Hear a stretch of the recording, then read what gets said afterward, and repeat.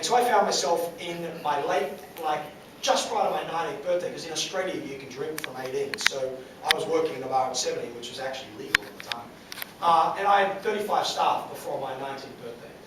And I just remember thinking, about half of them left, by the way, when I went from being their peer to being their boss. And I remember thinking, wow, something must be wrong with them. So I think there's going to be two big movements in the next 10 years in information exchange technology. I think number one is the use of gaming. So gaming is now the largest pastime on the globe. And the volume and time and level of engagement people of all ages, not just young people, are now having in gamed environments is just astounding.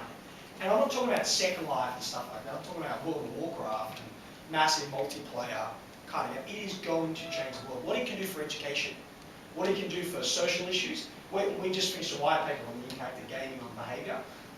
And one of those studies we looked at was diabetes. Just came out last week as the most expensive disease in the world. I don't know if you saw that research.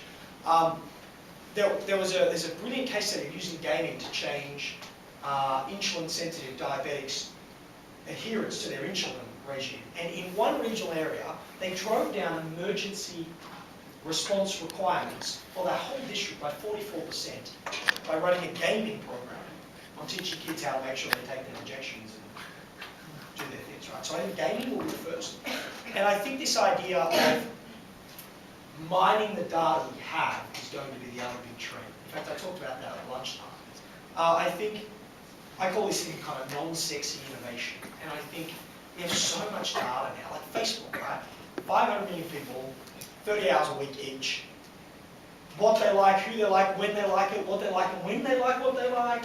And you can map a whole social group and figure out which 3 people make the most impact on the consumer trends. I mean, just that data is mind-blowing. And it's not just Facebook that has it. Every retailer has that data if they've kept it.